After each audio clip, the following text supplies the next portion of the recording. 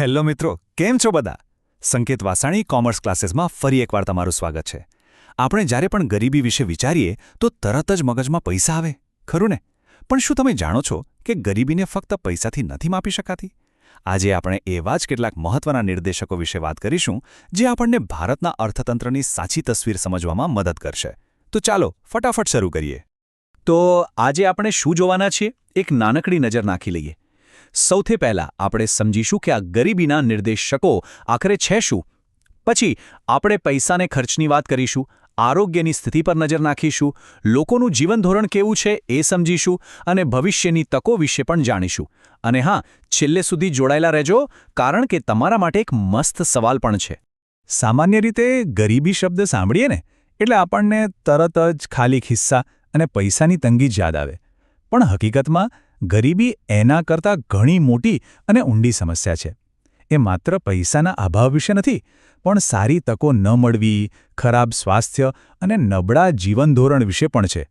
અને આ નિર્દેશકો એવા ટૂલ્સ છે જે આપણને ગરીબીને અલગ અલગ એંગલથી જોવામાં અને સમજવામાં મદદ કરે છે. તો આ ગરીબી નિર્દેશક એટલે શું?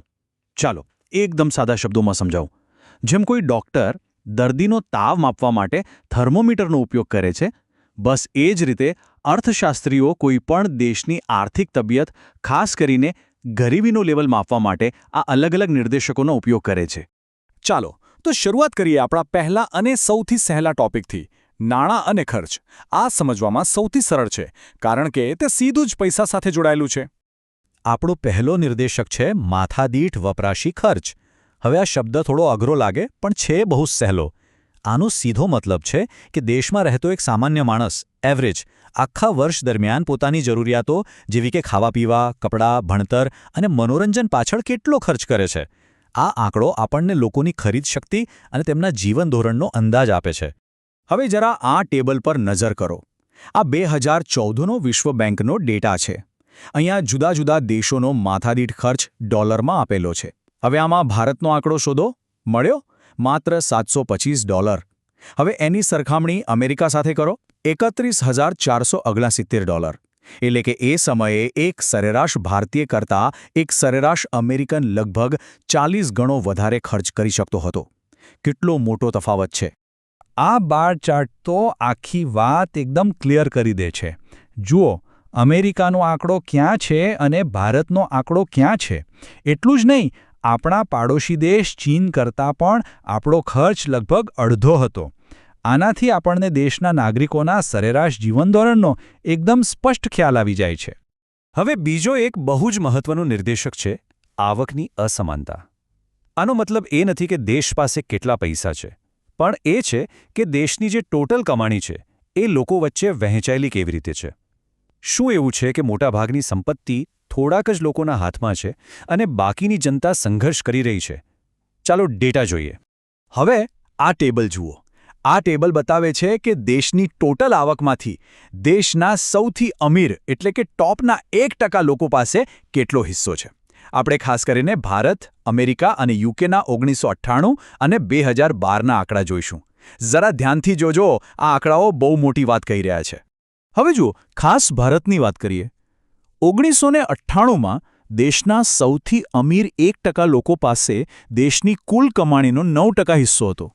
પણ 2012 આવતા આવતા આ આંકડો વધીને 12.6% થઈ ગયો. આનો મતલબ શું થયો?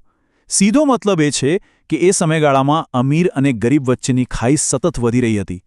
દેશના આર્થિક વિકાસનો ફાયદો બધા સુધી સરખી રીતે નહોતો પહોંચી રહ્યો. પૈસાની વાત તો કરી લીધી, પણ સાચું ધન શું છે? આપણું સ્વાસ્થ્ય. જો દેશના લોકો જ સ્વસ્થ અને તંદુરસ્ત નહીં હોય તો દેશ પ્રગતિ કેવી રીતે કરશે? એટલે જ લોકોનું આરોગ્ય અને જીવનની ગુણવત્તા ગરીબીને માપવાનો એક ખૂબ જ અગત્યનો નિર્દેશક છે. કહેવાય છે ને કે પહેલું સુખ તે જાતે નિર્યા. આ વાત બિલકુલ સાચી છે. જો લોકો સ્વસ્થ હશે તો જ તેઓ સારી રીતે કામ કરી શકશે અને દેશના વિકાસમાં પોતાનું યોગદાન આપી શકશે. એટલા માટે જ કુપોષણ, સરેરાશ આયુષ્ય અને બાળ મૃત્યુદર જેવા નિર્દેશકોને સમજવા ખૂબ જ જરૂરી છે. ઓકે, આ સ્લાઇડમાં તમને ઘણા બધા આંકડા દેખાઈ રહ્યા હશે. અલગ અલગ દેશો અને વર્ષોનો ડેટા છે. આ થોડું કોમ્પ્લિકેટેડ લાગી શકે છે, પણ ચિંતા કરવાની બિલકુલ જરૂર નથી. ચાલો આગલી સ્લાઇડમાં આ જ ડેટાને એકદમ સરળ રીતે સમજીએ. આંકડાઓને સારી રીતે સમજવા માટે સરખામણી કરવી બેસ્ટ છે. તો ચલો ભારતની તુલના નોર્વે જેવા એક વિકસિત દેશ સાથે કરીએ. 2014ના ડેટા પ્રમાણે ભારતમાં સરેરાશ આયુષ્ય 68 વર્ષ હતું, જ્યારે નોર્વેમાં 81.6 વર્ષ. અને બાળ મૃત્યુદરનો આંકડો તો જુઓ. ભારતમાં દર 1000 જીવતા જન્મેલા બાળકોમાંથી 39 બાળકો મૃત્યુ પામતા, જ્યારે નોર્વેમાં આ આંકડો માત્ર 2 હતો. આ જમીન આસમાનનો તફાવત આપણને મેડિકલ સુવિધાઓ અને પોષણના સ્તર વિશે ઘણું બધું કહી જાય છે. ચાલો હવે વાત કરીએ એવી વસ્તુઓની જે આપણને રોજિંદા જીવન માટે જોઈએ જ જોઈએ, જેમ કે પીવા માટે શુદ્ધ પાણી, સ્વચ્છતા માટે શૌચાલય અને રહેવા માટે એક સલામત ઘર. આ માત્ર સુવિધાઓ નથી, પણ દરેક વ્યક્તિના સારા સ્વાસ્થ્ય અને સન્માનભેર જીવનનો પાયો છે. આ સ્લાઇડમાં જે ડેટા છે એ 2011ની વસ્તી ગણતરીનો છે. આ કોઈ રિપોર્ટ નથી, પણ સીધા સરકારી આંકડા છે જે ખાસ કરીને ભારતના ઘરોમાં શૌચાલયની સુવિધા વિશે વાત કરે છે. ચાલો જોઈએ કે 10 વર્ષ પહેલાં આપણા દેશમાં સ્વચ્છતાની પરિસ્થિતિ કેવી હતી. આ ડોનટ ચાર્ટ એ આખી વાતને એકદમ સ્પષ્ટ કરી દે છે.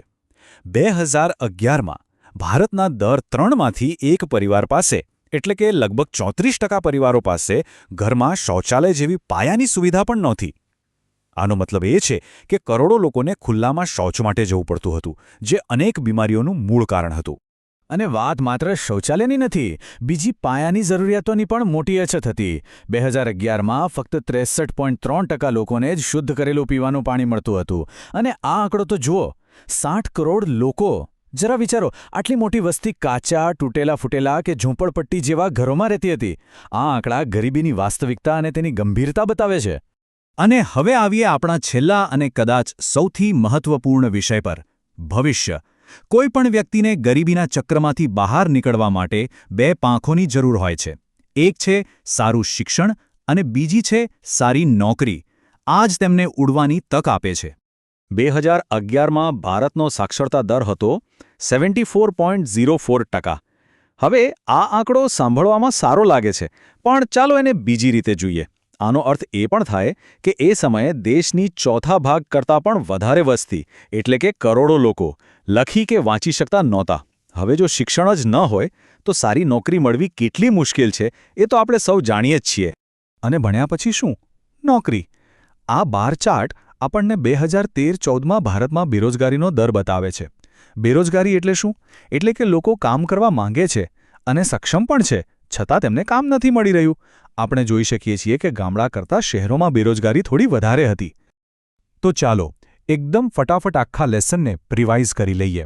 આજે આપણે જોયું કે ગરીબીને માપવા માટે માત્ર આવક જ નહીં, પણ માથાદીઠ ખર્ચ, આવકની અસમાનતા, લોકોનું આરોગ્ય, પીવાનું પાણી અને શૌચાલય જેવી પાયાની સુવિધાઓ, શિક્ષણ અને રોજગાર જેવા ઘણા બધા પરિબળોને જોવા પડે છે. તો મિત્રો, આટલી બધી ચર્ચા પછી હવે સવાલ તમારા માટે છે. આ બધા જ નિર્દેશકો મહત્વના છે, પણ જો તમને કોઈ એક પસંદ કરવાનું કહેવામાં આવે તો તમને શું લાગે છે?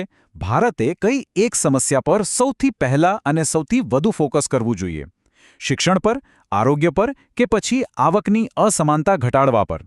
તમારો મત શું છે અને એની પાછળનું કારણ શું છે એ નીચે કોમેન્ટમાં જણાવવાનું ભૂલતા નહીં. મને આશા છે કે આજની આ સમજૂતી તમને બધાને ગમી હશે અને ગરીબીના મુદ્દાને એક નવી દૃષ્ટિથી જોવામાં મદદ મળી હશે. આવા જ વધુ રસપ્રદ લેસન માટે અમારી ચેનલને લાઇક, શેર અને સબસ્ક્રાઇબ કરવાનું બિલકુલ ના ભૂલતા. આપણે બહુ જલ્દી મળીશું એક નવા ટોપિક સાથે. ત્યાં સુધી આવજો.